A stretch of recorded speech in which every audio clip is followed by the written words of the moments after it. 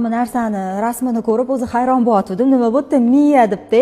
Men bilasizlar, endi Instagramda men kuzatadiganlar biladi. Ko'p energetik ichaman, ba'zan charchab qolaman chunki kuchim yetmay qoladi. Hozir Dilfuza opa bilan maslahatlashuvdik. Menga kerakli mahsulotlardan bittasi ekan, ya'ni insonga energiya berar ekan. Hech qanaqa zararsiz, energetiklar bilasizlar, juda ham zarar organizmga. Lekin buni zarari yo'q. Qaytanga bu organizmga vitaminlar berib, energiyaga to'ldirib, miyani yaxshi ishlashida xizmat qilar ekan. Mana shu mahsulotdan hozir yana olib ketyapman. Bir qator yengilliklar bor bu yoqda. Hattoki men bu narsa ham, bu boshqasi, bu boshqasimi? Boshqa. Bu qanaqa? Bu tonus, bu energiyani ko'tarib kayfiyat beradi. Ana miyani ikki barobar ishlashini yordam beradi. Bu kayfiyat ham beradi. Kayfiyat ham beradi. Shizo. Bundan ham olaman.